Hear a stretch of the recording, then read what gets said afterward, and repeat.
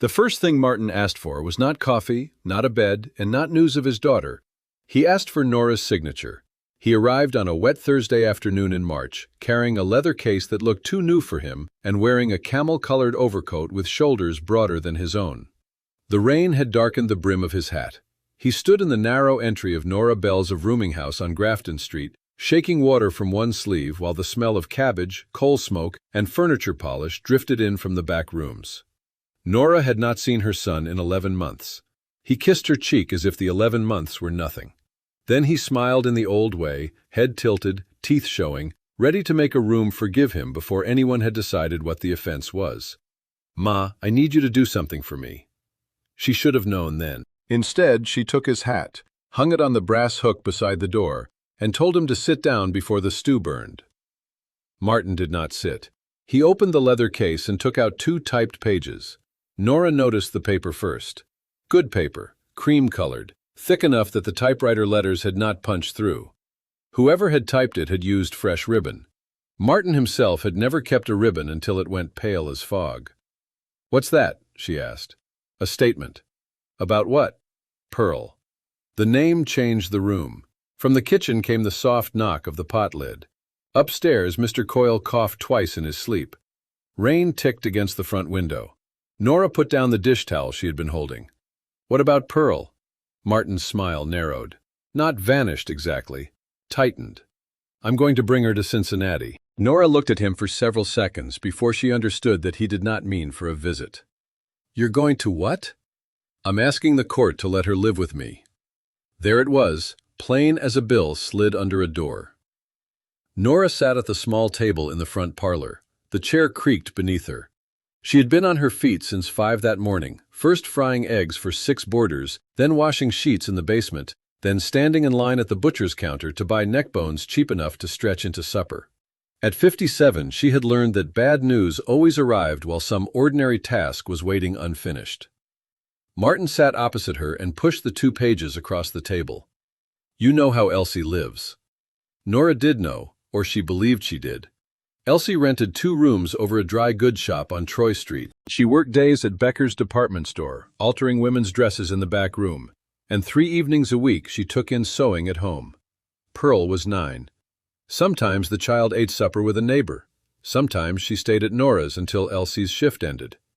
There had been months when the rent ran late, months when Pearl's shoes were resoled instead of replaced, months when Elsie wore the same brown coat until its cuffs shone. Martin leaned forward. "She's alone too much. Elsie works like a mule and still can't keep a proper home. Pearl sleeps in a room off a store. That's no life for a girl." Nora's eyes dropped to the typed statement.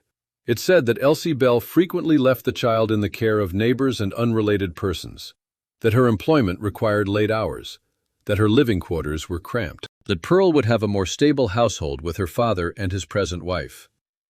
Present wife. Nora had met Della only once, at Christmas 2 years earlier, when Martin brought her for dinner and introduced her with a nervous brightness that made the truth obvious before he said it. Della had been 28 then, perhaps 29 now, with auburn hair rolled neatly at the nape of her neck and the clean, careful clothes of a woman who owned fewer things than she made them appear. She had spoken gently to Nora and too eagerly about children. Martin tapped the bottom of the 2nd page. "It only says what you've seen." Nora read the last line. "I believe it would be in Pearl Bell's best interest to reside with her father, Martin Bell, and his wife, Della Bell." Below that was a blank line for her signature. "Does Elsie know?" Nora asked. "She got notice Monday." Nora's head came up. "You filed already?" "I had to." "You had to do it before you asked me?" Martin sat back. "I'm asking you now." She looked at his hands. Clean fingernails, new cufflinks, no wedding ring on the left hand because Martin had always hated rings while working, even when he worked nowhere that a ring might catch. "What does Pearl say?" "She's 9. "That wasn't my question." He exhaled through his nose. "Ma, children don't know what's good for them." A sentence like that could mean almost anything. Nora had used it herself when Martin was 6 and wanted to sleep with the puppy in the coal shed. She had used it when he was 14 and wanted to quit school for the machine shop. She had used it when he was 22 and announced he was marrying Elsie Mercer after knowing her 5 months. Back then, Nora had believed motherhood meant knowing better long after anyone asked. She pushed the statement away. "I'll read it after supper." Martin's mouth tightened again. "The hearing's next Friday." 1 week? "It's a preliminary matter." "Then you've known longer than 1 week." "Ma." He said it with the old note of impatience, almost affection, almost warning. Nora stood. "The stew's burning." It was not, but she went to the kitchen anyway. On the shelf above the sink sat a tarnished brass thimble. It had belonged to Nora's mother, then to Nora, then for 12 years to Elsie, and now, for reasons Nora had never understood, it had come back. Elsie returned it the summer Martin left. She had placed it on the kitchen table between them and said she would rather borrow one from the five and dime than keep anything that made Nora think she owed the Bell family her obedience. Nora had called her proud. Elsie had said nothing. The thimble had remained on the shelf ever since. Nora looked at it now while Martin talked from the other room about Cincinnati, a rented bungalow, a school with a playground, and Della's clean kitchen. The little piece of brass caught the gray window light. For 4 years, Nora had thought of it as proof that Elsie had rejected the family. By Friday evening, she would begin to wonder whether it proved something else. The depression had not entered Nora Bell's life with a headline. It came by inches. First, there were fewer envelopes in her husband Walter's pay pocket at the Dayton and Western Machine Works. Then the envelopes grew thinner. Then Saturdays disappeared from the schedule. Then Fridays. Then 1 week, Walter came home at noon carrying his lunch pail still full. That was in February 1931. Nora remembered the strange weight of the pail when she lifted it from his hand. 2 egg sandwiches wrapped in wax paper, an apple, coffee gone cold in the tin cup. She had packed the lunch at 6 that morning. Walter had carried it to work, stood outside the locked gate with 200 other men, and carried it home again. At first they treated the layoff like weather. Something temporary, something that would move on if a person kept the roof tight and did not complain. Walter repaired chairs for neighbors. Nora took in 2 boarders. Martin, then 29, picked up delivery work when he could. Elsie had Pearl, 3 years old at the time, and stitched hems for a dressmaker on Salem Avenue. The family still ate together on Sundays. That mattered to Nora, maybe too much. She could endure thin soup if the table looked right. Walter at the head, Martin on his right, Elsie beside him. Little Pearl on a cushion, legs swinging. Plates that matched. Coffee poured into the good cups even when the coffee was weak. She understood now that she had used order the way frightened people used prayer. If the table looked respectable, perhaps the family was respectable. If the family was respectable, perhaps they were not falling. Martin hated falling more than any of them. He had always wanted movement. Better shoes, better wages, a better street, a better table than the one he had grown up at. As a boy, he polished his school shoes on Wednesday, even though Nora told him Sunday was enough. At 17, he saved for a fountain pen he did not need because the boys who worked in offices carried fountain pens. At 24, he bought a second-hand Buick while still owing Walter money. When the layoffs deepened, Martin took every loss personally.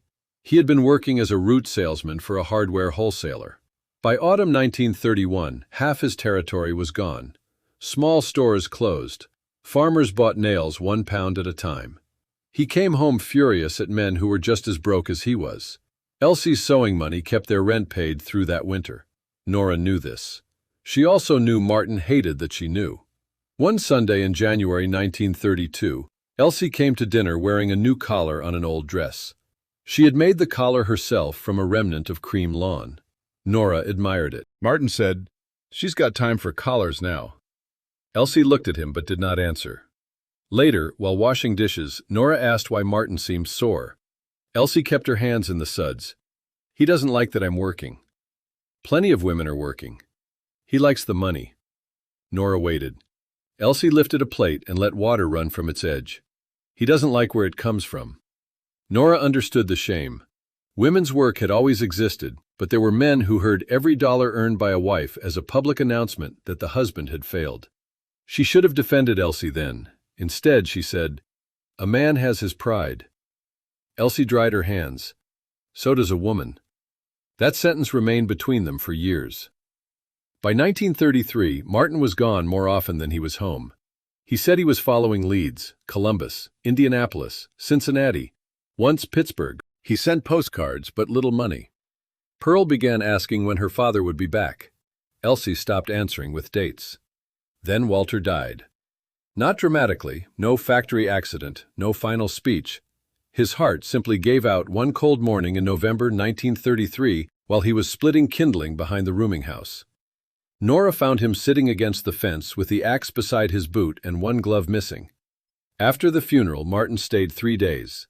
On the 4th morning, Elsie learned he had packed a suitcase. By noon, he was gone. He left a note saying there was work in Indiana and he would send for them. He did not. For 3 months, Elsie waited. For 6 months, she made excuses for him. By the end of the year, she had stopped saying his name unless Pearl asked. The divorce came later, after enough letters, enough unanswered questions, enough money orders that arrived irregularly and always smaller than promised. Nora did not know every detail. She had made a point of not knowing. That was one of the tricks families used when they wanted to keep loving someone without examining him too closely. Elsie moved out of the Bell house after Walter's funeral. Nora told people it was Elsie's choice. Technically, that was true. The rest of the truth was that Nora had suggested Pearl would be better off staying with her while Elsie got herself settled. Elsie had heard the hidden sentence, "You may go, but the child belongs to us." She packed that same afternoon. Before leaving, she placed the brass thimble on the kitchen table.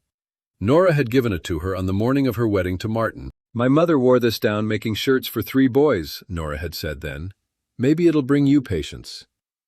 Elsie had smiled at the time. 12 years later, returning it, she did not smile. "I have enough patience," she said. "What I need is room to make my own decisions." Nora had been insulted for 4 years. She never once asked why a woman who made her living sewing would give away a good thimble during the worst economic years either of them had known.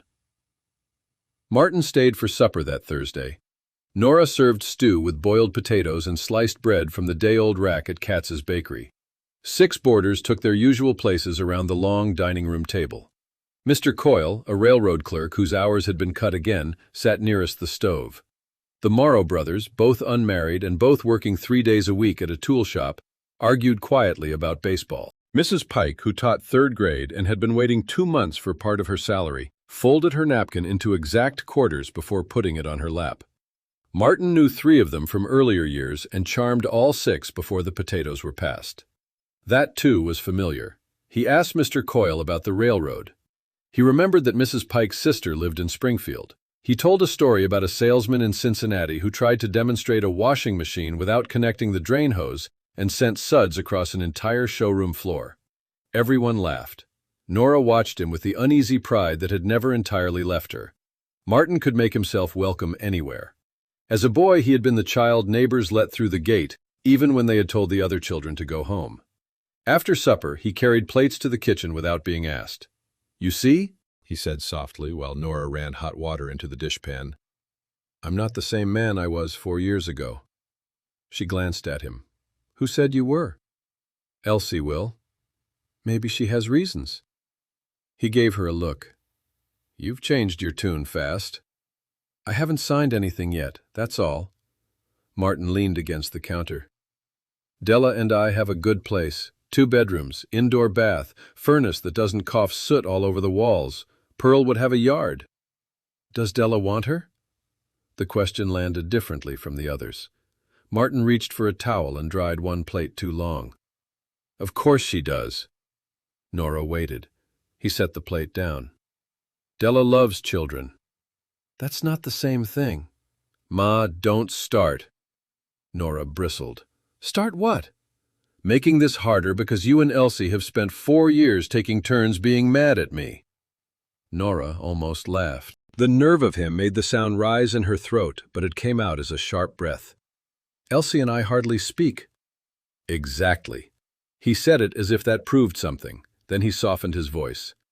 "Look, I know I made mistakes. I was out of work. Everybody was frightened. I took jobs where I could. I sent money when I had it." "When you had it?"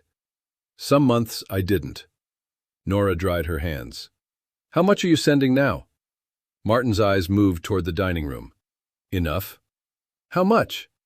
"Why does it matter?" "It matters if I'm signing a statement about who keeps Pearl properly." He dropped the towel on the counter. $8 a week when I'm current." "When you're current?" "For God's sake, Ma." Nora's jaw tightened. He took a breath and began again. I have a chance to do this right, that's all I'm saying. The kitchen door opened before Nora answered. Mrs. Pike stepped in, carrying her plate and cup.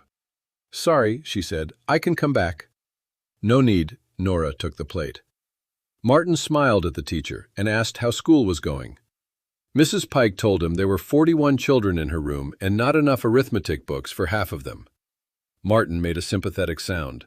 Then Mrs. Pike said, Pearl's in Miss Donnelly's class, isn't she? Martin hesitated. Only a heartbeat. Nora saw it. 4th grade, he said. Mrs. Pike looked at him. 3rd. Martin recovered at once. Right, 3rd. She's 9, but she reads above grade level. I get mixed up because Elsie says she's ahead. Mrs. Pike smiled politely and left. Nora turned back to the sink. Martin said nothing. It was a small mistake. A father away from home could forget a grade. Nora knew that. Still, as she washed the last bowl, she kept hearing the pause before his answer. Pearl came to the rooming house on Saturday morning wearing a navy coat with one button missing. Nora noticed the button before she noticed the child had grown. Pearl had always been slight, but now her legs seemed too long for the rest of her. Her dark hair was cut at her chin. A knitted cap covered her ears.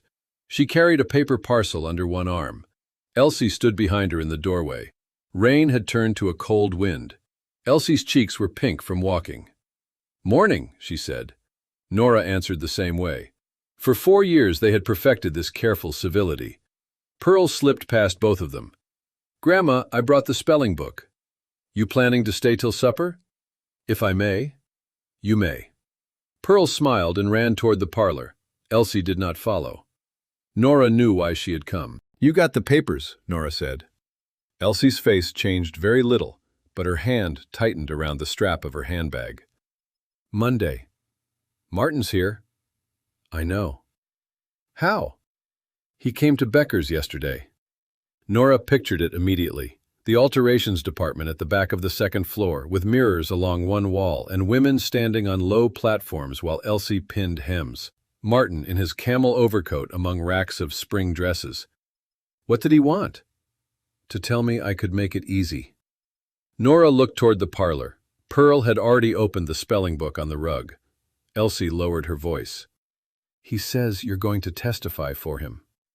I didn't say that. He says you're signing a statement. I haven't. Elsie looked at her then. Really looked. The years had put small lines around her mouth. Her brown hair, once worn long, was pinned under a plain felt hat. She had never been a beautiful woman in the way Martin liked to describe beauty. She had a straight nose, wide-set gray eyes, and a face that became memorable only when she was angry or amused. Today she was neither. You will, though, she said. Nora stiffened. You don't know what I'll do. I know what you've done before. The words were quiet. That made them worse. Nora's first impulse was to close the door. Instead, she stepped aside. You'd better come in. Elsie hesitated, then entered.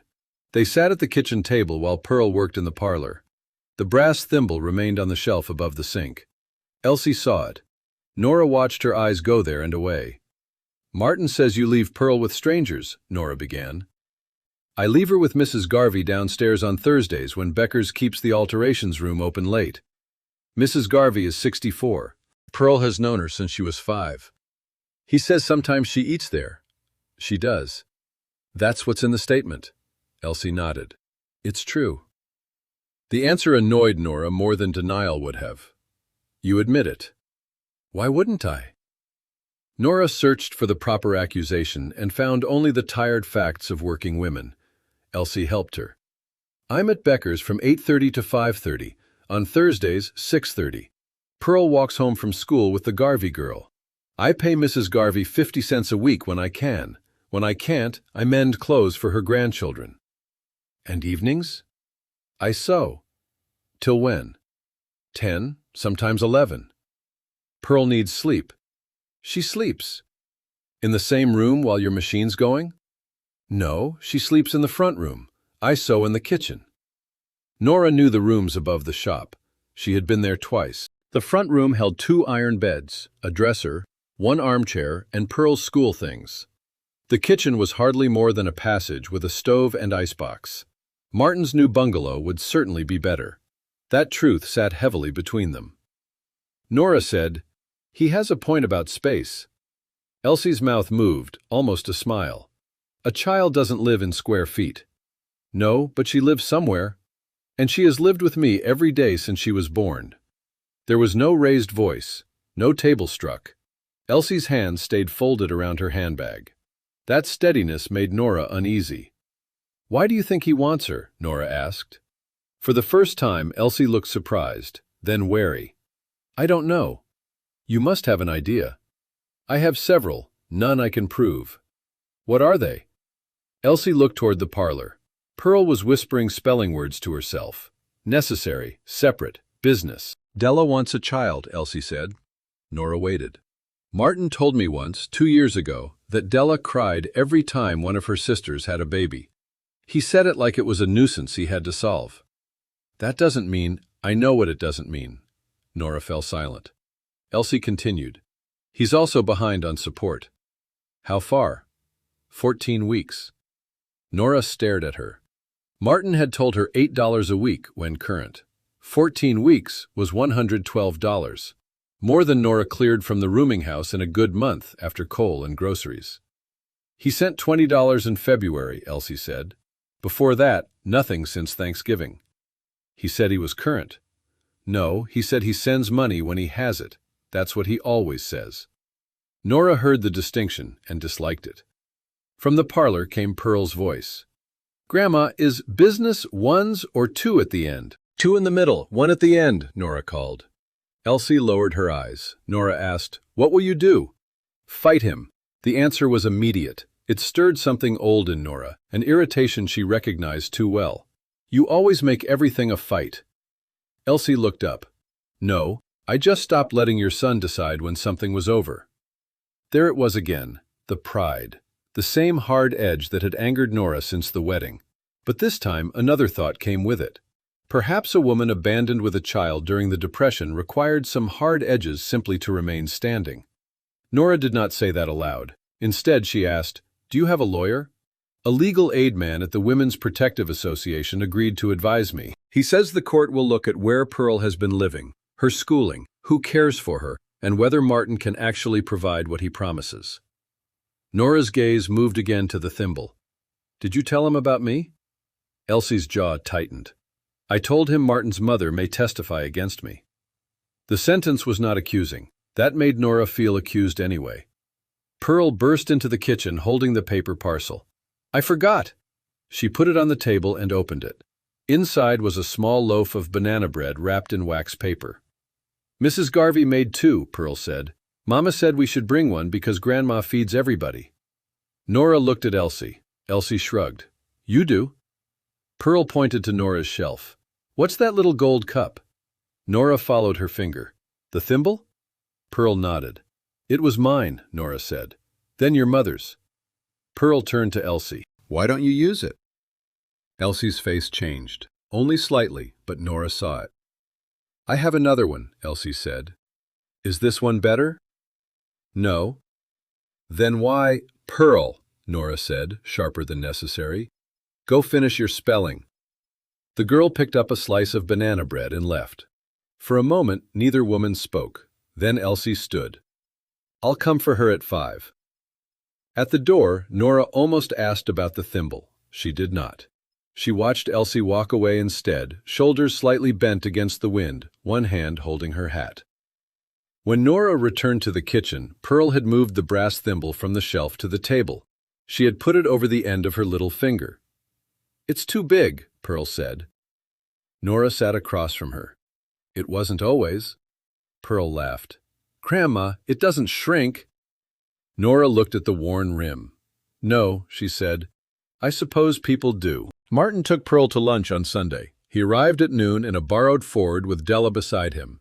Nora watched from the front window as Pearl came down the steps in her good coat, the navy one with the missing button now replaced by a black one that did not quite match. Elsie had sewn it on overnight. Pearl looked at the car with solemn excitement, then turned once and waved up at the window. Nora waved back. She had told herself she was not spying.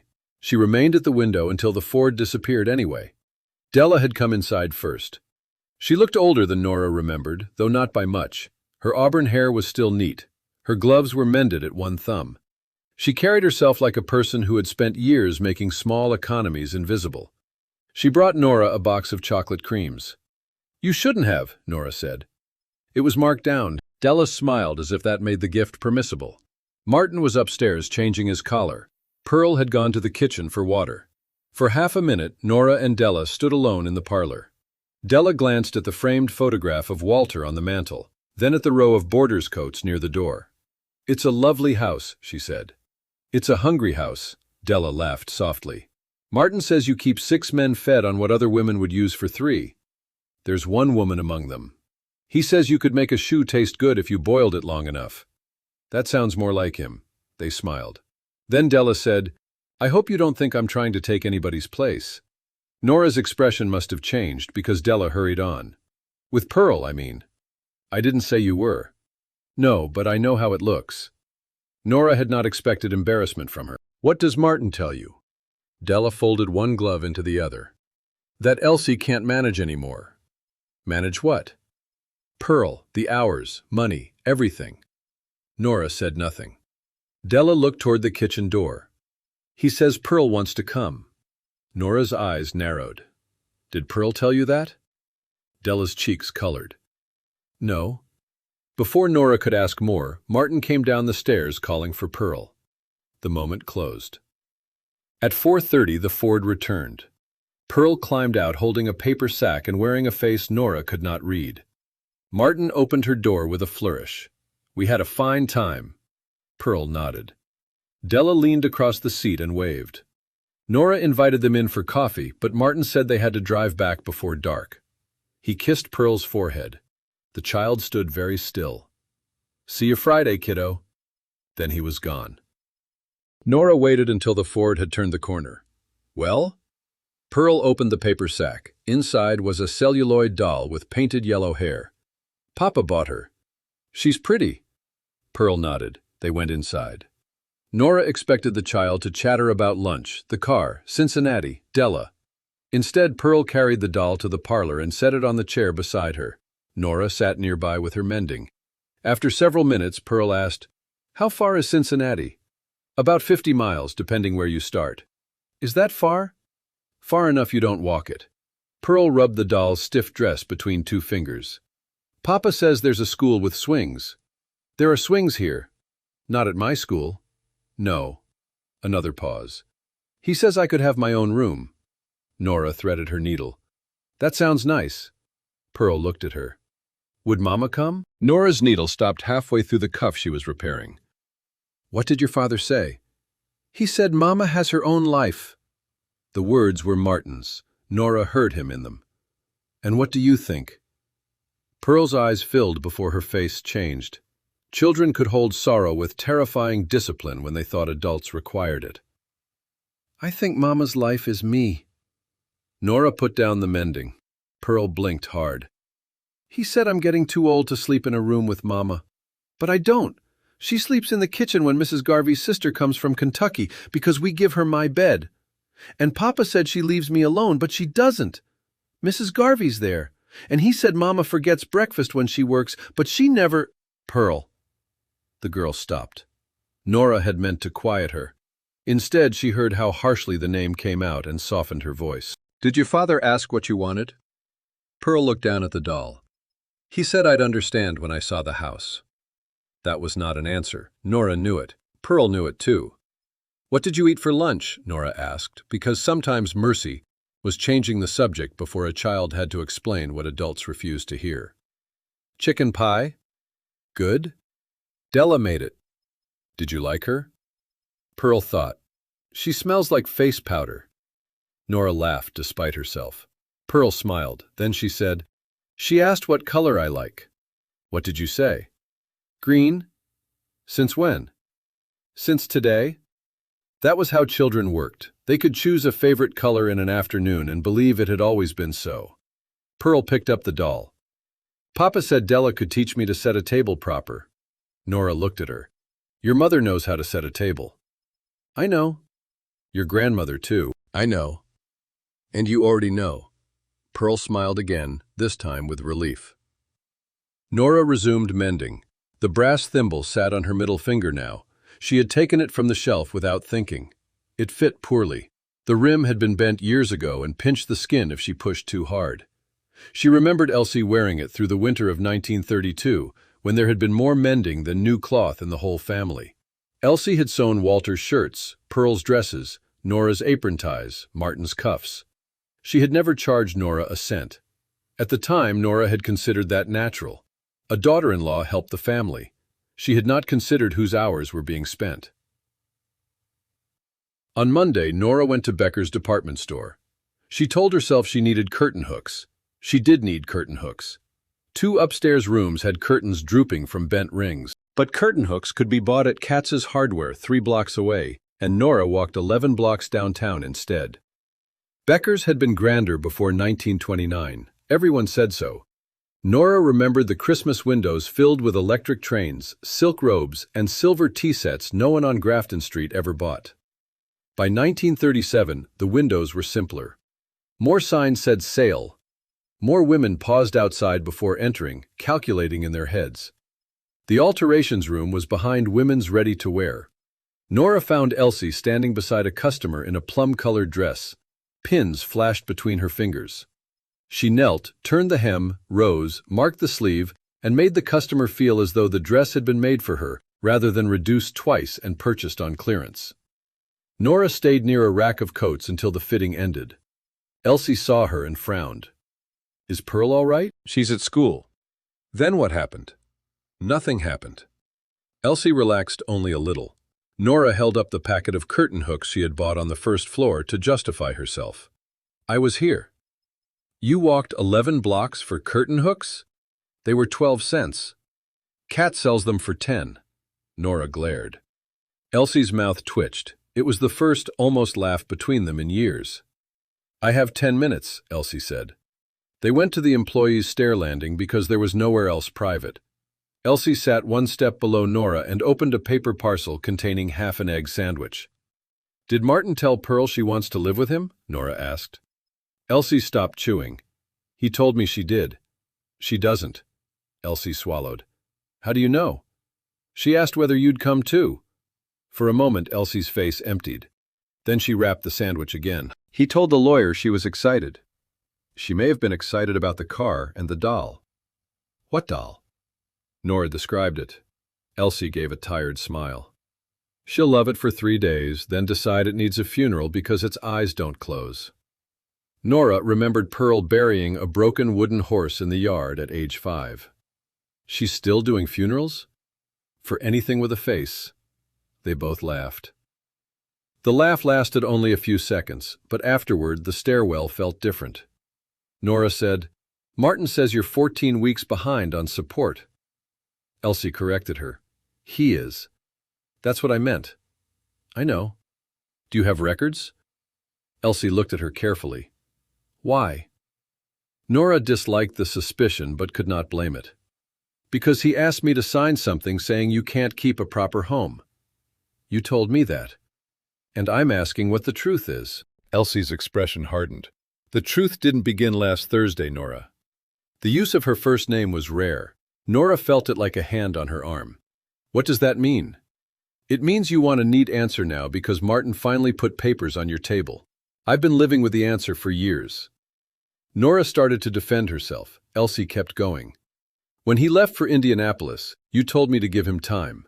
When he sent $12 after promising 30, you told me work was scarce. When Pearl had pneumonia and he didn't come, you said train fare cost money. When I filed for divorce, you told everybody I was impatient." "I did not tell everybody. You told Mrs. Hollis." Nora's mouth closed. Mrs. Hollis had told everybody. Elsie's voice stayed low. "I don't need you to decide I'm a good mother. I need you not to help him lie." Nora stared at the concrete floor of the stair landing.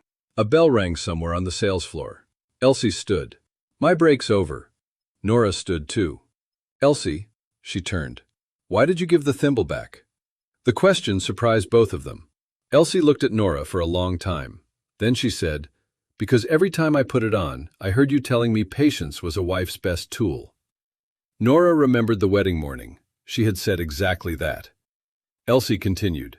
I had been patient while Martin stayed out looking for work. Patient when he borrowed from my sewing money and did not tell me. Patient when he said I embarrassed him by working. Patient when he left. By the time Walter died, I didn't need more patience.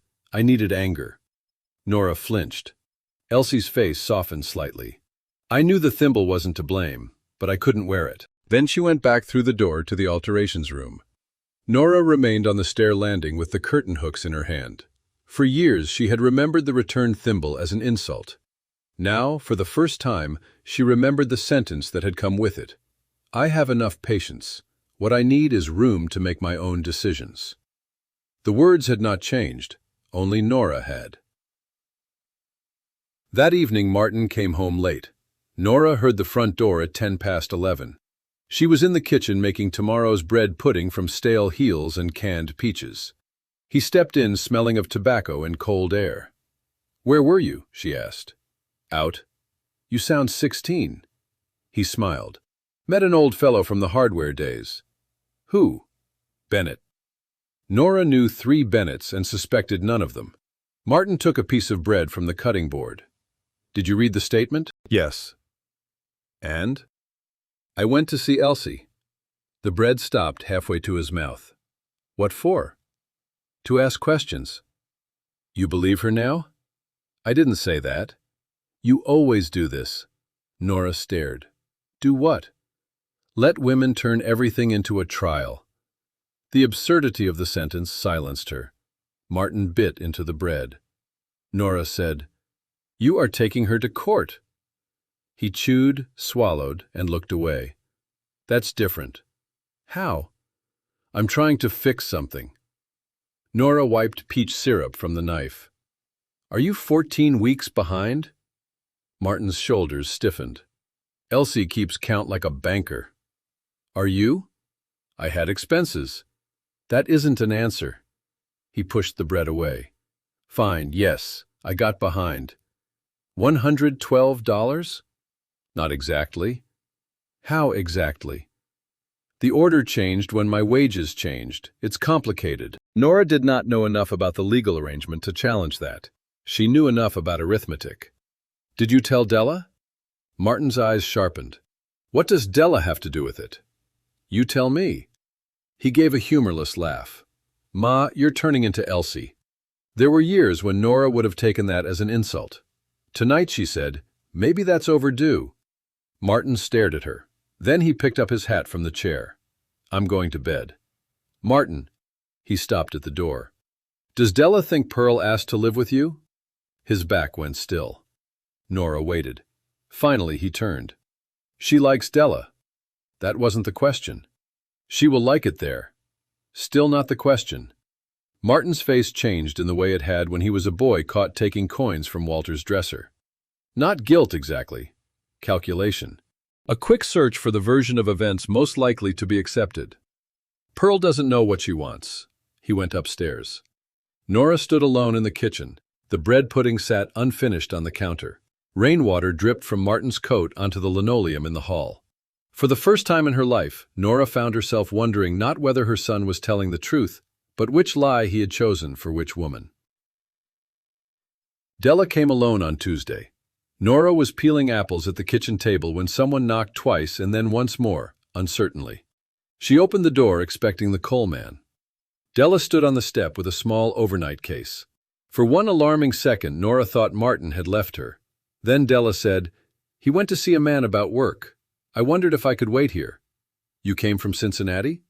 We stayed last night at my sister's in Springfield. Martin said he'd be back by noon. It was already 1:30. Nora stepped aside. Della removed her hat and gloves, placed them neatly on the hall table, and followed Nora to the kitchen. The rooming house was quiet. Most boarders were at work or looking for it. Mrs. Pike would not return from school until after 4. Nora resumed peeling apples. Della offered to help. You're a guest. I'm not much good at being one. Nora handed her a knife. For several minutes they worked without speaking. Della peeled too thinly, taking almost no flesh with the skin.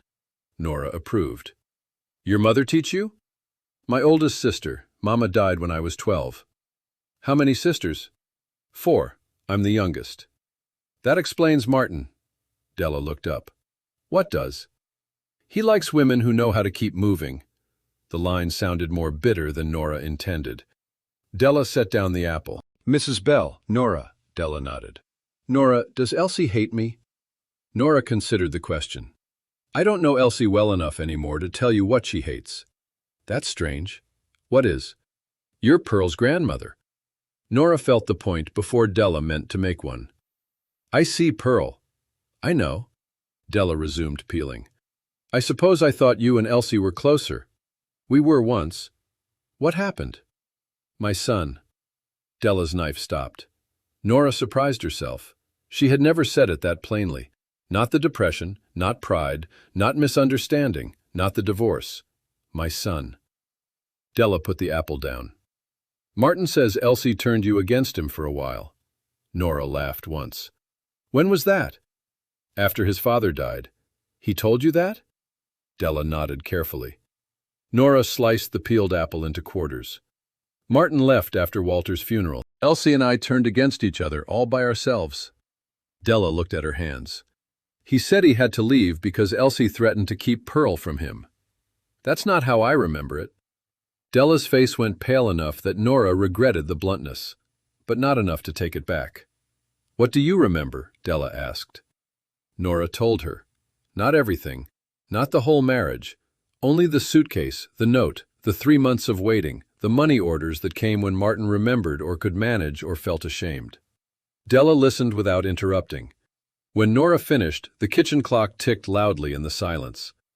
He said Elsie asked for the divorce because she met someone else, Della said. Nora stared. I never heard that. Mr. Kane, a manager at Becker's. There is a Mr. Kane at Becker's. He's 60 if he's a day and married to a woman who could lift him by his collar. Della almost smiled, but her eyes did not. He said, she stopped. Nora waited. Della's hands closed around the apple she had been peeling. He said many things. The words were scarcely above a whisper. Nora felt an old, familiar instinct rise. Protect Martin. Explain him. Tell Della that men under strain sometimes rearranged facts to survive their own shame. She did not. Instead, she asked, when did he first tell you he wanted Pearl? Della looked toward the window. Last fall. What happened last fall? Della hesitated. My sister Ruth had a baby. Nora remembered what Elsie had said. Della wants a child. Della's voice grew careful, as though she were laying glass on a table. I had 2 miscarriages after Martin and I married. Nora's hands stilled. I'm sorry. Della nodded without looking up. We stopped talking about it. Then Ruth had another girl in October. I was happy for her, I was. But I cried in the washroom at the hospital. She took a breath. Martin found me. He said I didn't have to be sad because he already had a daughter. He said Pearl was practically ours if we wanted her. Nora's throat tightened. What did you say? I said children aren't furniture. The answer surprised Nora enough that she looked up.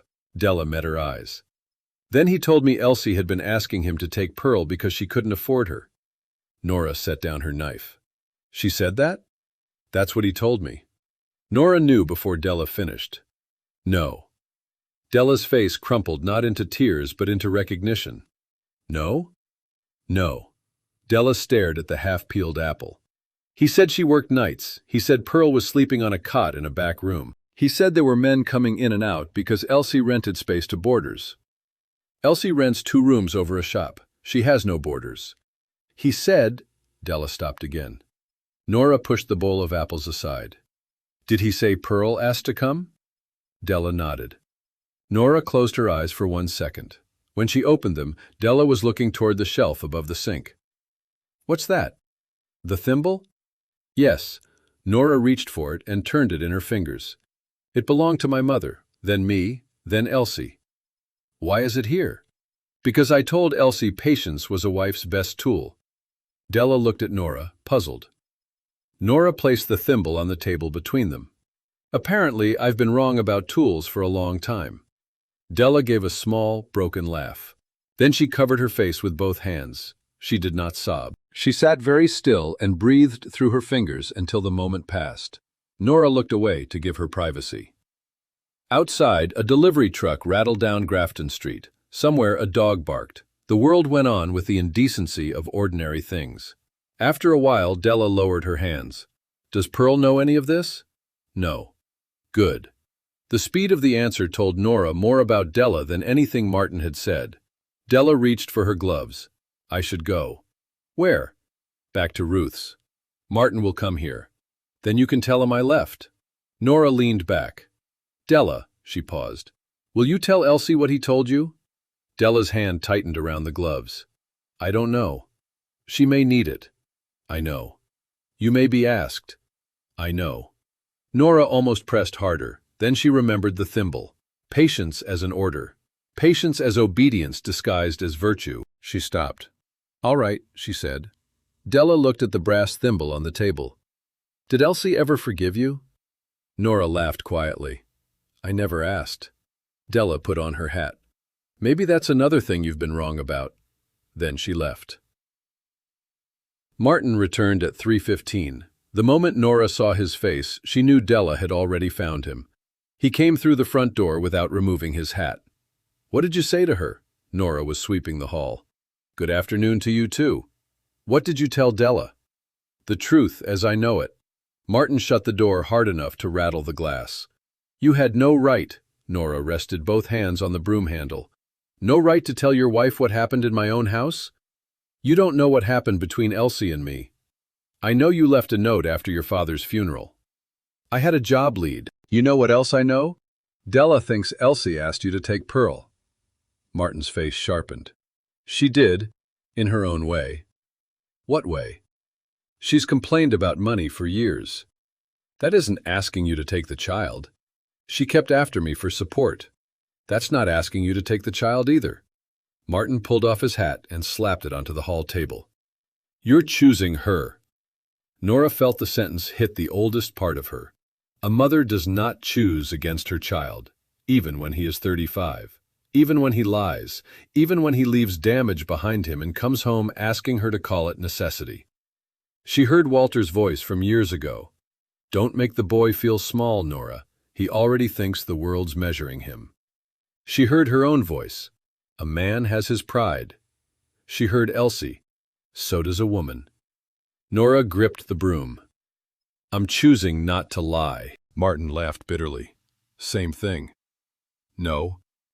To you it is. He walked past her into the parlor. Nora followed. Why do you want Pearl? He turned. I'm her father. That's what you are. I asked what you want. His eyes flashed. To raise my daughter. Why now? Because I can. Why not last year? I wasn't settled. Why not the year before? I was working in Kentucky half the time. Why not when she had pneumonia? His face changed. Elsie told you that. I remembered it. I sent money. You sent $5 3 weeks later. Martin stared. Nora had not known she remembered the amount until it came out of her mouth. She remembered because she had given Elsie $12 herself, then resented her for not being sufficiently grateful. Martin paced toward the window. Della wants a family. There it was. Not all of it, but something. Nora said, Pearl is not medicine for Della. Martin spun around. You think I don't know that? I think Della knows it better than you. He swore under his breath. Nora continued. And what happens if Della decides she doesn't want the arrangement? Arrangement? You know what I mean. No, Ma, I don't. What happens to Pearl? She stays with me. Who watches her while you travel? I won't travel as much. Who makes her breakfast? Della. Who takes her to school? Della. Who sits up if she's sick? Della. Who hems her dresses? Della can sew. Who is taking the child, Martin? You or Della? His face went red. This is ridiculous. Nora did not raise her voice. What color does Pearl hate? What? What food makes her gag? Ma. What does she do when she's frightened? Every child. What was the name of the wooden horse she buried in my yard? Martin stared at her. Nora felt no triumph, only sorrow. He had not known his daughter long enough to know the shape of her ordinary life. Martin's expression hardened. "You're trying to make me look like a stranger. I don't have to." The words escaped before Nora could soften them. Martin flinched. For a second, he looked very young. Then the boy vanished and the man returned. He picked up the typed statement from the side table where he had left it Thursday. "You sign this or you don't," he held it toward her. "That's all I need to know." Nora looked at the blank line, then at her son. "No." He did not move. "I'm not signing it." His hand lowered. "You'll regret that." Nora's heart knocked once, hard. "What does that mean?" "It means when this is over, don't expect me to keep pretending you're neutral." "I never said I was neutral." "Exactly." He shoved the papers back into the leather case. At the front door, he stopped. "Della and I are leaving tonight." "Where is she?" "With her sister." "Does she know you're leaving?" Martin's jaw clenched. Nora understood. He did not. Or not yet. He opened the door. Nora said, "Martin?" He looked back. She wanted to tell him she loved him. The words were there. But she feared he would hear them as surrender, and she was beginning to understand how often love had been used in their family as a reason not to tell the truth. So she said only, "Pearl is not something you win." Martin left without answering. That night, Nora could not sleep. At 2 a.m, she went downstairs in her robe and lit the kitchen lamp. The house settled around her with familiar sounds. Pipes clicking, a board creaking upstairs, wind whirring the loose frame of the back window. She opened the cupboard where she kept old household papers, Walter's death certificate, tax receipts, boarders' rent cards, coal bills. A life reduced to paper whenever anyone needed proof it had happened. At the back was a bundle tied with string, letters from Martin. Nora had saved them because mothers saved things their children wrote, even when the writing was only 3 lines asking for money. She untied the string. The earliest letter was from 1933, Indianapolis. He had found work unloading hardware. He would send for Elsie soon. He was sleeping in a room with 2 other men. "Tell Pearl Daddy loves her." The next letter, 3 weeks later, asked Nora for $10. The next said work had fallen through. Another, from Louisville, said he was better off moving light, and asked Nora not to give Elsie his address because she'll only start in about money again. Nora read that line twice. At the time, she had obeyed. She had told herself Martin needed breathing room. Another letter, months later, contained a sentence she had forgotten entirely. "Pearl's young enough she won't remember much of this, which is probably for the best." Nora sat back. She could hear the kitchen clock. She could hear her own breathing. The letters were not a confession. They did not prove why Martin wanted Pearl now, but they proved something Nora had spent years refusing to name. Martin had not merely been unlucky. He had chosen distance when closeness became difficult, and Nora had helped make the distance easier. She had hidden addresses, explained missed visits, softened late money orders, told Pearl her father was working hard when she did not know whether he was working at all. She had believed she was protecting a child from disappointment. Perhaps she had been protecting herself from the kind of son she had raised. At 3:30, Nora went upstairs to the little room where Walter's old things remained in a cedar chest. She found his work shirt, a photograph from 1918, and the missing glove from the morning he died. She had found it later under the woodpile and kept it for no sensible reason. At the bottom of the chest was Martin's school composition book from 1916. Nora opened it. On the first page, in a child's careful pencil, was an assignment titled, "My Family." Martin had written that his father could fix any machine and his mother could make people mind without yelling. Nora sat on the floor and laughed once through her tears. Then she cried in earnest, not because Martin was lost to her. He was alive. He could still choose. So could she. She cried because for 20 years she had mistaken control for care, excuse for loyalty, silence for peace. At 4 a.m, she went back to the kitchen. The brass thimble was still on the table. Nora slipped it onto her finger. This time, when the bent rim pinched, she did not take it off. Wednesday morning, Nora went to Elsie's rooms before work. The dry goods shop downstairs had not yet opened. A cardboard sign in the window promised spring muslin, 7 cents yard. Nora climbed the narrow side stairs and knocked. Elsie opened the door wearing a house dress and stockings but no shoes. Her hair was loose around her shoulders. For one foolish second, Nora thought of the first morning after the wedding, when Elsie had come downstairs in Nora's house with the same hair, and Martin had looked at her as though the world had suddenly become generous. Time did not erase anything cleanly. It layered new truths over old ones. "What happened?" Elsie asked. "Nothing. I came to tell you I'm not signing Martin's statement." Elsie did not move. Nora continued before courage became performance. "And if I'm asked, I'll say what I know, not what he wants." Elsie's eyes narrowed slightly. Why? Nora had expected relief, gratitude perhaps. The question irritated her until she realized Elsie had earned the right to ask it. "Because he lied to Della."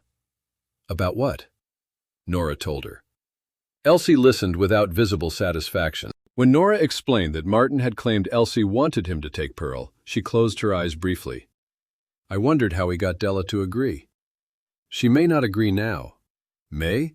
"She left him yesterday, at least for the afternoon." Elsie stepped aside. "Come in." The front room was warmer than Nora remembered. Pearl's bed stood beneath the window, covered with a patchwork spread made from scraps too small for anything else. The other bed had been moved into an alcove and screened by a curtain. A small desk, probably second-hand, held schoolbooks and a jar of sharpened pencils. Nora looked around. There was no luxury. There was also no chaos. A child's coat hung from a hook. 2 library books sat on the table. A bowl held 3 apples and an orange. "You bought an orange," Nora said before she could stop herself. Elsie looked at the bowl. "Pearl has a spelling test Friday. What does that have to do with oranges?" "Nothing. She thinks oranges bring luck." Nora smiled despite herself. "I thought green was lucky now." That started Sunday. They looked at each other. The shared knowledge of Pearl's changing superstitions felt more intimate than an apology. Nora sat at the table. "I found Martin's old letters." Elsie's face hardened. "Do you want them?" "For what?" "He asked me not to give you his address in one of them." Elsie went still. Nora forced herself to continue. "And I didn't." Silence. "I told you I didn't know where he was." "You did." It was not a question. "Yes." Elsie turned away. Nora had rehearsed this moment all the way from Grafton Street. In the rehearsal, she explained, Martin had been desperate. Walter had just died. Everyone was afraid. She had thought a little time would help. Standing in Elsie's rented room, Nora heard how every explanation still centered the people who had made the choice, not the woman who had paid for it. So she said only, "I lied to you." Elsie's shoulders rose with one breath and fell. "Yes. I'm sorry." Elsie turned. Her eyes were bright but dry. "You let me write letters to an address you knew was wrong." Nora swallowed. "Yes. I took Pearl to the station twice because Martin said he might come through town." "I remember." "He had written you that he was in Louisville." "Yes." Elsie sat across from her. For several seconds, neither woman looked away. Nora understood then why apologies frightened proud people. A true apology removed the shelter of mutual blame. Once spoken, there was nothing left to hide behind. Elsie said, "I hated you for that." Nora nodded. "I expect you did." "I wanted Pearl to hate you too." Nora's chest tightened. Elsie continued, "I never told her enough to make it happen." "Why not?" "Because she loved you." The answer hurt more than accusation. Nora looked down at her hands. "I'm sorry," she said again. Elsie rubbed one thumb over the edge of the table. "I believe you." It was not forgiveness. It was more than Nora expected. She took the bundle of Martin's letters from her handbag and placed it on the table. "You can show them to your advisor if you want." Elsie did not reach for them immediately. "Are you sure?" "No." Elsie's mouth moved. Nora added, "But take them." This time Elsie did smile. Small, tired, real. By Thursday, the whole church knew. Nora could not prove who started it. Mrs. Hollis was the obvious suspect, but gossip traveled through women's circles like steam through pipes, escaping at every joint and impossible to trace once the room was warm. Nora went to the Methodist church basement that afternoon to help prepare trays for the Friday relief supper. The church had been serving cheap meals twice a month since 1932, first with private donations, then with whatever local relief arrangements could stretch. Nora chopped onions beside 3 women she had known 20 years. Mrs. Hollis waited exactly 7 minutes before asking, "Is it true Martin's trying to bring Pearl home?" Nora kept chopping. "Pearl has a home." Mrs. Hollis blinked. "I meant with her father." "I know what you meant." Mrs. Ames, arranging bread slices, murmured that a girl benefited from a 2-parent household. Nora scraped onions into a bowl. "So does a girl benefit from the parent who stayed." The women went quiet. Mrs. Hollis lowered her voice, which guaranteed everyone heard. "But blood is blood." Nora looked at her. "Elsie is Pearl's blood too." "You know what I mean. Martin is your son." "Yes. And you'd speak against him?" The word "against" bothered Nora, as if truth were a weapon owned by one side. She wiped the knife on her apron. "If he tells the truth, I won't need to." Mrs. Hollis's lips compressed. "My mother would have risen from the grave before she let one of her boys be shamed in court." Nora almost answered sharply. Then she thought of her own mother's thimble. Her mother had sewn shirts for 3 sons and buried 2 before they were grown. She had been patient beyond reason because women of her generation had called endurance character. Nora said, "Maybe our mothers did too much rising for their sons and not enough standing beside their daughters." Mrs. Ames stopped arranging bread. Mrs. Hollis stared. Nora returned to the onions. Her hands shook slightly, but she kept chopping. A few minutes later, Mrs. Ames slid the bread tray closer and said very quietly, "My sister kept her husband's lies for 26 years. Didn't save anybody." Nothing more was said. It was not a victory. Nora was learning to distrust victories that came too quickly. But when she left the church basement, she felt as though some old rule had loosened its grip around her ribs. Della appeared at Elsie's door Thursday evening. Nora learned about it later, but Elsie told the story without embellishment. Pearl was at Mrs. Garvey's doing arithmetic. Elsie had just come home from Becker's and removed her shoes when Della knocked. She came alone and carried no suitcase this time. She asked if she could speak for 10 minutes. Elsie let her in. Della stood in the room Martin had described as unfit and looked at Pearl's bed, the schoolbooks, the mended curtains, the bowl with 1 orange left. Then she said Martin had lied to her. Elsie answered, "Yes." Della flinched but nodded. She explained what Martin had told her about Elsie asking him to take Pearl, about Pearl supposedly sleeping on a cot, about men coming and going, about the child wanting Cincinnati. Elsie did not defend herself point by point. She only asked one question. Did he ever say what Pearl wanted when she said it herself? Della thought for a moment and realized he had not. Then Della told Elsie something Nora had not known. In January, Martin had received a letter about overdue support. He had come home angry and said he was tired of paying for a child somebody else gets to raise. Della had thought the sentence came from hurt. A week later, he had said that if Pearl lived with them, the money question would be turned around for once. Della had not asked what he meant. After their argument Tuesday, she had gone back through the check stubs she kept in a kitchen drawer. She discovered Martin had told her he was sending $10 a week to Elsie during months when he sent nothing. The missing money had gone elsewhere, some to travel, some to clothes, some to debts Della had not known about. There was no single great theft. That was what made it convincing. $5 here, $8 there, a salesman's hotel bill in a town he said he had not visited. A new overcoat bought the same month he claimed he could not afford Pearl's school shoes. Della brought copies of the stubs, not because she wanted to punish Martin, because, she said, she would not let a child be moved into her home on a lie told in her name. Elsie asked whether Della would say that if someone from the court called. Della said yes, then she cried. Elsie made coffee. 2 women who had been arranged as rivals by the same man sat at a small kitchen table and compared what he had told each of them. Neither felt triumphant. Both felt foolish in different ways. Before leaving, Della saw a sewing box near the machine and asked Elsie if she needed anything from Cincinnati. Elsie laughed. No.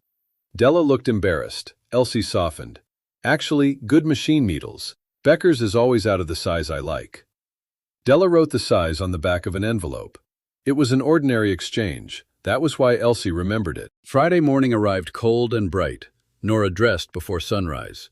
She wore the same black wool dress she had worn to Walter's funeral, altered twice since then at the waist. She polished her shoes with a rag. She pinned her hat. Then she stood in the kitchen wondering what a mother wore to tell a court her son could not be trusted with his own daughter. There was no proper garment for that. At 6:30, Pearl arrived with Elsie. The child would spend the morning with Mrs. Pike, whose school had closed for a teachers' meeting. Pearl knew there was business at the courthouse. She knew it concerned where she might live.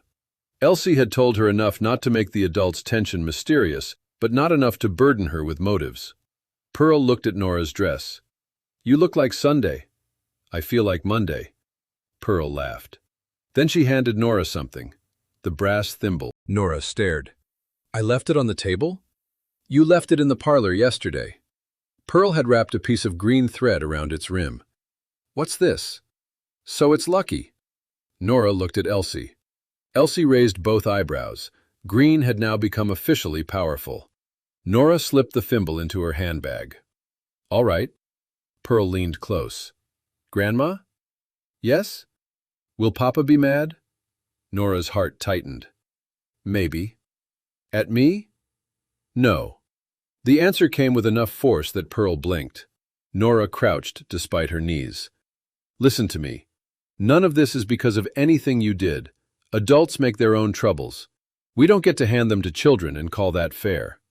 Pearl studied her face. "Will I have to talk?" "Maybe someone will ask you simple questions later. Maybe not today. If they do, you tell the truth. You don't choose sides for us."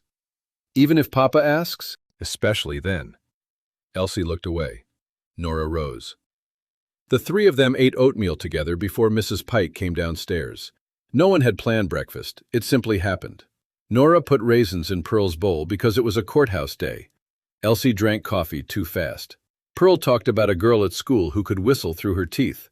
For 20 minutes, the family looked almost ordinary. Nora knew better than to mistake ordinary for healed. Still, she was grateful for it. The domestic relations room at the county courthouse was smaller than Nora expected.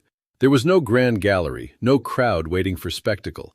A clerk sat at one side with a stack of folders.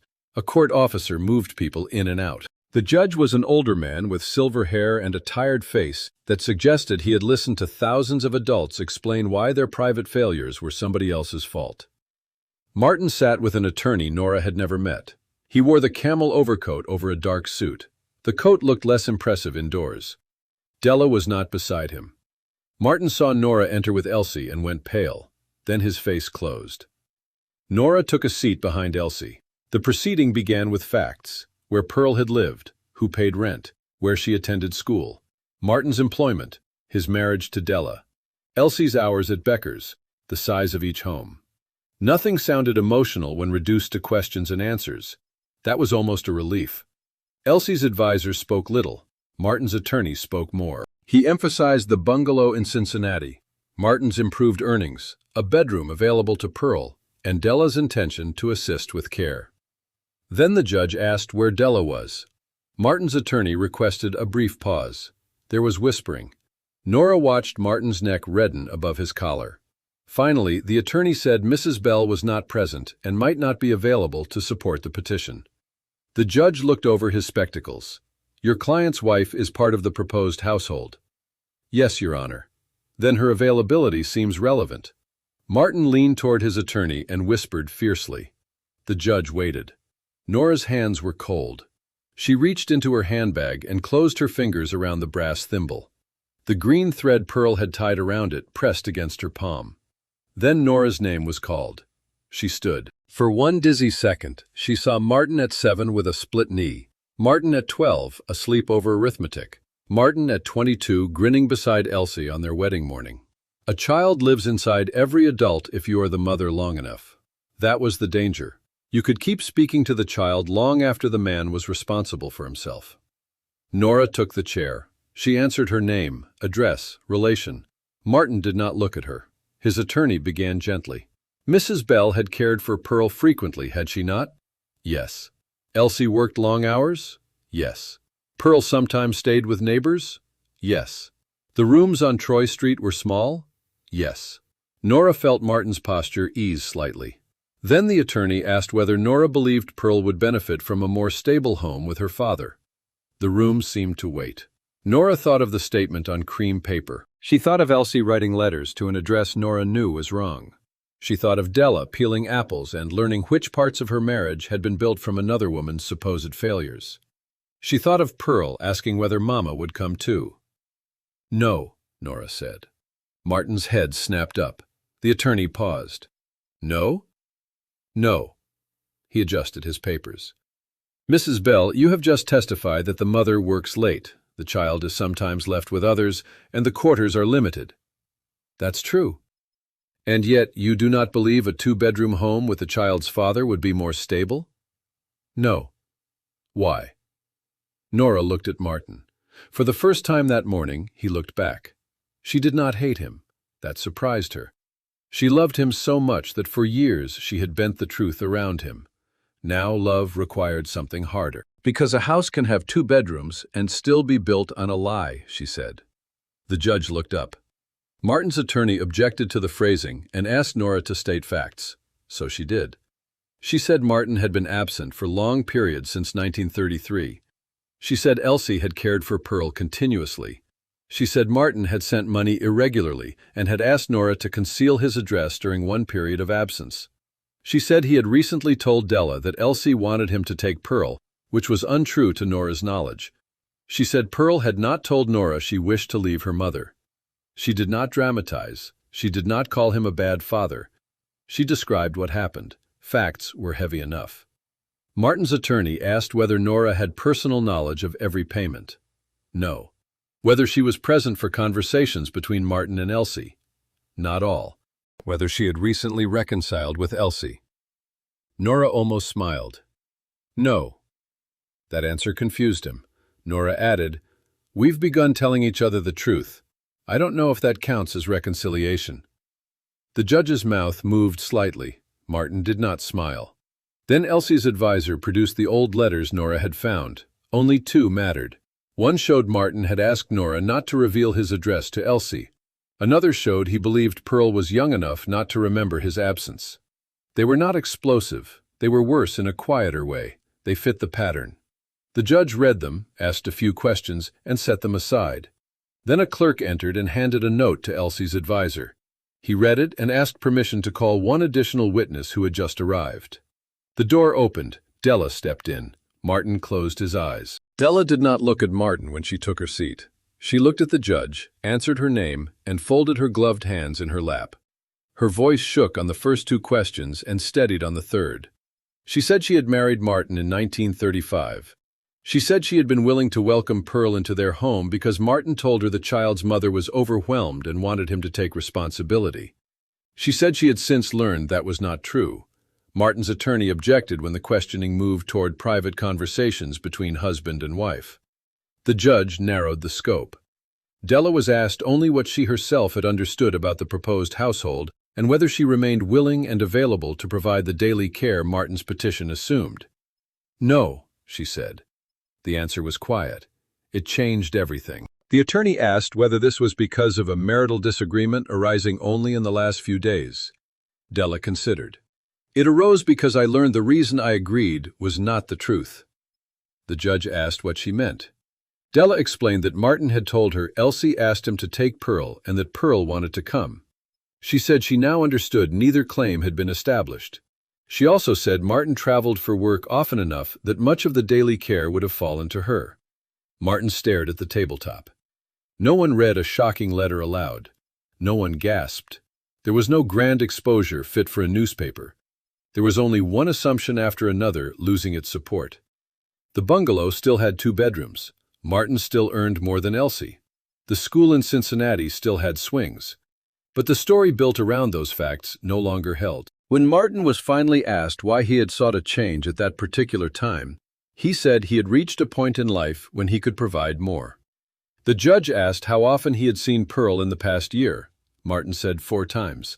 Elsie's records showed 3. Martin said there had been another visit in July. Nora remembered that July. Martin had canceled the day before because he had a sales trip. He corrected himself 3 times. The judge asked when he last attended a school meeting, a doctor's appointment, or a church program for Pearl. Martin could not name one. He said distance made those things difficult. The judge agreed that distance could. Then he asked why Martin believed greater distance would improve matters now. Martin had no good answer. Nora watched her son struggle. A part of her wanted to rescue him even then. Not from the decision, from humiliation. She wanted to lean forward and say that Martin had always been better with beginnings than continuations, that he loved brightly and failed quietly, that he had grown up during years when men were taught their worth could be measured in envelopes of wages, and when his wages disappeared, he had mistaken shame for permission to disappear too. All of that might have been true. None of it belonged in place of responsibility. Nora stayed silent. After a recess, the judge returned. He said the court saw no present reason to remove Pearl from the home where she had been continuously cared for and enrolled in school. The petition for a change in residence was denied. There were additional words about continued access, support obligations, and future arrangements that Nora barely heard. Denied was enough. Elsie did not cry. Della did not smile. Martin looked as though someone had struck him where no bruise would show. The whole matter ended in less than 3 hours. Nora had spent a week afraid of a thunderclap. Instead, the truth arrived like a floor holding under weight. Martin caught Nora on the courthouse steps. Elsie and Della had gone ahead toward the street. A wind came between the stone buildings, lifting grit along the curb. "Ma!" Nora stopped. Martin stood 3 steps above her. His face was colorless. "You happy?" he asked. "No. Could have fooled me. What would happiness look like to you right now?" "Don't." "Don't what?" "Talk like you're the reasonable one." Nora looked up at him. "I'm not reasonable. I'm furious." That startled him. "At me? At you? At myself? At your father some? At every time I told a woman to be patient because I was afraid of what would happen if she wasn't?" Martin's mouth twisted. "So this is about Elsie now?" "No, this is about Pearl." "You think I'd hurt her?" Nora heard the trap in the question. If she said no, Martin could build a defense from it. If she said yes, he could make the accusation larger than the truth. She answered differently. "I think you wanted what having her would do for your life more than you thought about what leaving hers would do to her." He looked away. People passed them on the steps. A woman carrying a file folder, an old man with a cane, 2 boys delivering newspapers. Martin said, "Della's leaving me." Nora's chest tightened. Did she say that? She packed. "I'm sorry." He laughed without humor. "You did it." "No." "You filled her head." "No." "You always hated that I got out." Nora stared at him. "Got out of what?" "This house, this street, all of it." He gestured toward the city as though poverty itself lived within walking distance of Nora's front porch. Nora understood then that Martin had been fighting more than Elsie for years. He had been running from the shame of the closed factory gate, Walter's full lunch pail, the boarders at the table, the patched cuffs, every reminder that respectability could vanish no matter how hard a person polished his shoes. He had wanted proof he was not one of the men who failed. A wife, a bungalow, a daughter at the table, a picture complete enough to silence the old fear. Nora could almost pity him, almost. "You got out," she said, "but you kept carrying the house with you." Martin looked at her as if he did not understand. "Whatever that means." "It means you still think being poor was the worst thing that happened to us." "What was worse?" "What we did to each other because we were ashamed of it." The answer seemed to anger him more than any accusation. He descended 1 step. "You going to make speeches now?" "No." "Good." He moved past her. Nora turned. "Martin." He stopped but did not face her. "I love you." His shoulders stiffened. Nora continued. "And I won't lie for you again." For several seconds he stood there, then he walked away. Nora watched until he reached the corner. She did not follow. Elsie was waiting at the streetcar stop. Della had gone toward the bus station. When Nora approached, Elsie moved a little to make room beneath the shelter. Neither spoke until the streetcar arrived. They sat side by side near the back. Dayton passed outside in familiar pieces. Store windows, brick walls, men in work coats, women carrying market bags, signs for rooms to let. A crew repaired a stretch of pavement near an intersection. Children ran beside a fence. After 3 stops, Elsie said, "Thank you." Nora looked at her.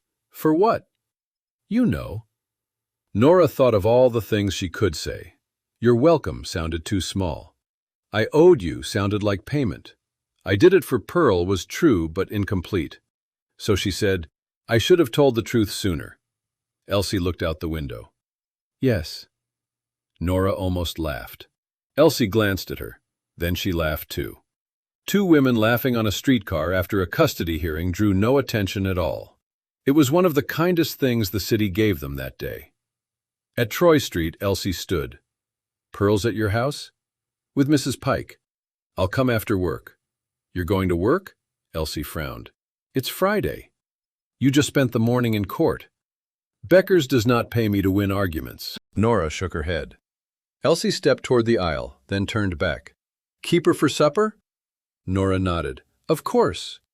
It was the first time in years Elsie had asked without apology. Nora noticed. Pearl received the news while eating tomato soup. Nora made it simple.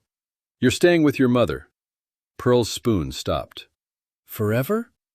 "No one can promise forever, but you're not moving to Cincinnati." Pearl looked at Elsie, who had arrived from work with a run in one stocking and exhaustion around her eyes. "Is Papa mad?" Elsie and Nora exchanged a glance. "He's unhappy," Elsie said. "At me?" "No," both women answered at once. Pearl looked from one to the other. "Why do you keep saying that?" Nora put down her spoon. "Because children are vain creatures who think everything is about them." Pearl stared. Then her mouth fell open in offended delight. "I am not vain." "You changed your favorite color in one afternoon. That's not vain. What is it?" "Learning." Elsie covered a smile with her napkin. Nora nodded solemnly. "Then I stand corrected." Pearl resumed eating. The danger had passed without requiring the child to understand the ugliness beneath it. Nora was grateful. After supper, Pearl found the celluloid doll Martin had bought her. One painted eye had already scratched. "I think her name is Della," Pearl announced. Elsie nearly dropped a plate. Nora said, "Maybe choose another." "Why?" "Too confusing." Pearl considered. "Greenie." "That's worse." Pearl laughed and carried the doll upstairs. Elsie began washing dishes. Nora stood beside her with the towel. The old arrangement returned without being discussed. For a while they worked in silence. Then Nora reached into her pocket and placed the brass thimble near the sink. The green thread was still wound around the rim. Elsie looked at it. Nora said, "Take it." "No. It was yours." "It was yours first." "It was my mother's first." Elsie shook her head. Nora leaned against the counter. "I gave it to you with bad advice." "It's a thimble. It didn't say anything." "I did." Elsie touched the green thread with one finger. "You want to give it back so we can make a symbol out of it?" Nora blinked. Elsie smiled faintly. "You always did like things neat." Nora laughed. "Fine, then what do we do with it?" Elsie thought. "Keep it here." "Why?" "Pearl likes it." "That's not a reason." "It's as good as most reasons families have for keeping things." Nora looked at the thimble, not returned, not reclaimed, simply kept where Pearl could find it. For once, the untidy answer felt right. Spring moved into summer. The case became smaller with distance, not unimportant, smaller. That was how most crises survived in memory. They lost the size they had while happening and found their proper place among rent, illness, weather, birthdays, work, and meals. Martin did not write Nora for 7 weeks. He wrote Pearl twice. The first postcard showed Fountain Square in Cincinnati. He said he was busy and hoped she was studying hard. The second showed a hotel in Columbus. He said he would visit when work allowed. Pearl read both and put them in her school box. She did not ask when he was coming. Della stayed with her sister in Springfield for a month, then rented a room near the Cincinnati dress shop where she worked. Nora knew this because Della wrote once. The note was short. She and Martin were living separately. She did not know what would happen. She thanked Nora for the apples and enclosed 2 packets of machine needles for Elsie. Nora carried them to Troy Street. Elsie held the packets in her palm and smiled. She remembered. Apparently. "Do you want coffee?" Nora stayed. That became a habit. Not daily, not even weekly at first. Sometimes Nora stopped after market. Sometimes Elsie brought Pearl to Grafton Street and stayed for supper instead of leaving immediately. They did not revisit the past every time they sat together. In fact, they rarely did. Repair did not consist entirely of confession. Mostly it consisted of being dependable after years of not being so. Nora learned Elsie liked her coffee black now. Elsie learned Nora's left knee hurt before rain. Nora began keeping an orange in the fruit bowl on spelling test weeks, though she pretended it was accidental. When Pearl needed a new summer dress for the school picnic, Elsie brought fabric remnants to Nora's kitchen. The material was green. Of course it was. They spread it across the table after the boarders finished supper. Pearl stood on a chair while Elsie pinned the hem. Nora held the lamp closer. "Don't make it too long," Pearl said. "You'll grow," Elsie answered. "I might not." "You have been doing it without permission for 9 years," Pearl sighed. Nora handed Elsie a pin. "Use the thimble." Elsie looked at the brass piece near the sewing basket. For a moment Nora expected refusal. Then Elsie slipped it onto her finger. The fit was still right. She made 3 stitches, frowned, and took it off. "The rim catches." It always did. "Then why did we keep this thing?" Pearl answered from the chair. "Because it's lucky." Nora and Elsie looked at each other. Neither argued. By October, Nora had lost 2 boarders. One found steady work in Toledo and moved. The other went home to Kentucky after his mother became ill. 2 empty rooms meant less money just as coal prices began to matter again. For the first time since Walter died, Nora considered giving up the rooming house. The mortgage was small but not gone. Taxes came whether rooms were full or empty. The roof over the back stair needed repair. A plumber had looked at the upstairs pipe and given a price that made Nora laugh in his face. She did not tell Martin. That surprised her. For years, even while he was unreliable, she had preserved the habit of imagining her son as the person she should call in a crisis. This time she called Elsie. Not for money, for arithmetic. Elsie came Sunday with a pencil and the back of an old Becker's inventory sheet. They sat at the kitchen table after Pearl went to the parlor. Nora listed income, coal, food, mortgage, taxes, repairs. Elsie calculated. "You can keep it if you fill 1 room," she said. "Thank you, Professor. And if you stop serving meat 5 nights a week." "They pay for supper." "They pay for food. Beans are food." "Tell Mr. Coyle." "I will." Nora studied the figures. "What if I don't fill 1? Elsie looked toward the front room. "You could rent the parlor evenings." "To whom?" "Me." Nora stared. Elsie explained that Becker's had cut overtime in alterations. She had more private customers than space at home. If she used Nora's front parlor 2 evenings a week for fittings, women from the west side could come there without climbing the stairs above the dry goods shop. Elsie would pay a small amount, not charity, and Pearl could do homework at the dining table. Nora's first reaction was absurdly old-fashioned. "What will people say about customers coming into a rooming house at night?" Elsie stared at her. Nora heard herself. Then both women began to laugh. "All right," Nora said. "I deserved that." The arrangement began the following Tuesday. At 6, Elsie placed a small card in the front window. "Alterations, Tuesday and Thursday evenings, E. Bell." No grand opening, no sudden prosperity. The first night, 1 woman came with a coat sleeve. The second night, no one came. By December, there were usually 3 or 4 customers. Nora served coffee for a nickel if they wanted it. Mrs. Pike helped Pearl with arithmetic at the dining table. Mr. Coyle complained theatrically about pins appearing in masculine territory and then built Elsie a narrow-fitting platform from scrap wood. The rooming house changed shape without changing address. Nora had spent years believing dignity meant preserving a household exactly as it had been. Now dignity looked more like letting a house become useful in a new way. Martin returned in January 1938. He did not arrive in a new overcoat. The camel coat was the same, but the cuffs had begun to darken. His leather case showed a scrape across one corner. Nora opened the door and felt every emotion at once: love, anger, relief, fear, a mother's ridiculous urge to ask whether he had eaten. She asked, "Have you eaten?" Martin laughed. "No." "Come in." He sat at the kitchen table while Nora heated soup. For several minutes they talked about nothing important. Work was uncertain. Della had filed for separation but had not yet decided about divorce. Martin had moved to a furnished room. Sales were poor after Christmas. Then he looked around. I saw the sign. Elsie uses the parlor twice a week.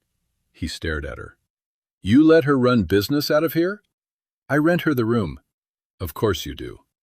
Nora set soup in front of him. What does that mean? Nothing. Then eat. He did. After half the bowl, he said, How's Pearl? Ask Pearl. Martin looked up. I'm asking you. And I'm telling you she's old enough for you to ask her. He frowned. I wrote.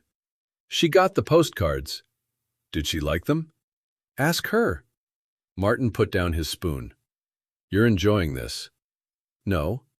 You've made your point. I don't think I have. What point is left?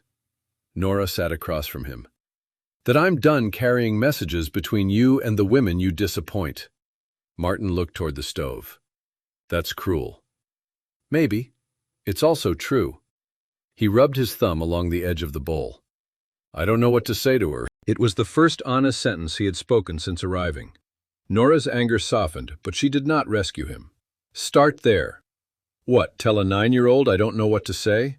She's 10 next month. Martin closed his eyes briefly. Nora said nothing. He gave a defeated laugh. Fine, 10. Then, after a long pause, he asked, What does she like now? Nora almost answered green. She almost told him about oranges, spelling tests, the doll called Greenie, the school picnic, the wooden platform in the parlor. Instead, she said, That's another thing you can ask her. Martin looked irritated, then tired, then something else, perhaps ashamed. He finished the soup. Before leaving, he took a sheet of Nora's stationery from the desk. He sat in the parlor for 20 minutes and wrote Pearl a letter. Nora did not read it. That was new, too. He sealed the envelope, wrote Pearl's address himself, and put on the stamp. Will you give this to Elsie? He asked. Nora shook her head. There's a mailbox on the corner. Martin stared at her. Then he smiled faintly. Right. He put the envelope in his coat pocket. At the door, he turned. I was angry at you. I know. I still am, some. I know. He waited. Nora did not apologize for the court. Finally, he nodded. I'll be back. Nora felt the old reflex. When? She swallowed it. Then be back. Martin left. Through the window, Nora watched him stop at the corner mailbox. He stood with the envelope in his hand for several seconds. Then he dropped it through the slot. It was not redemption. It was one letter actually mailed. For the moment, that was enough. On Pearl's 10th birthday, the dining room table held a chocolate cake with one side lower than the other. Nora blamed the oven. Elsie blamed Nora's measuring. Mrs. Pike blamed neither because she wanted a second piece. Pearl wore the green summer dress even though it was February, with a sweater underneath and wool stockings because she had decided birthdays outranked weather. Martin came. He arrived on the train and carried no doll. He brought a book about airplanes. Pearl opened it and hugged him before anyone could decide whether she should. Nora saw Martin's face over the child's shoulder. He looked startled, then afraid, then grateful. He stayed 3 hours. He did not ask Pearl to come with him. He did not make promises about next month. He asked about school and listened long enough to learn the name of Pearl's teacher. When Pearl explained that oranges help spelling, Martin looked at Nora. Nora said nothing. He asked Pearl why. She explained. That was how it had to happen now. Not through Nora, not through Elsie. One question at a time. After cake, Pearl brought the brass thimble from the kitchen shelf and put it on Martin's smallest finger. Grandma says this is family history. Nora nearly choked on her coffee. I said no such grand thing. You said great-grandma had it. That's history. Pearl pointed to the green thread still tied around the rim. And I made it lucky. Martin studied the thimble. Your mother used this, didn't she? Elsie across the table looked at him. For years. Martin's eyes moved from Elsie to Nora. Perhaps he remembered the wedding morning. Perhaps not. He handed the thimble back to Pearl. You keep it. Pearl shook her head. It lives here. She returned it to the kitchen shelf. That was the end of the discussion. Nora liked it that way. The thimble no longer belonged to one woman's advice or another woman's refusal. It was simply an object that had survived enough hands to stop meaning only one thing. After the guests left, Nora stood alone in the kitchen washing cake plates. Elsie had taken Pearl home. Martin had gone to the station. Snow pressed softly against the dark window. The rooming house creaked around her. On the shelf, the brass thimble caught the lamplight. Nora thought about the week in March when she had believed she was being asked to choose between her son and his former wife. That had been the old way of seeing it. The real choice had been different. She had been asked whether love required her to protect the person she had always protected, or whether love could finally become large enough to include the person he had harmed. She had been asked whether motherhood ended at loyalty or matured into truth. She had been asked whether a family was a side to take. Nora dried the last plate and put it away. Then she turned off the kitchen lamp. In the darkness, she did not reach for the thimble. She knew where it was. That was enough.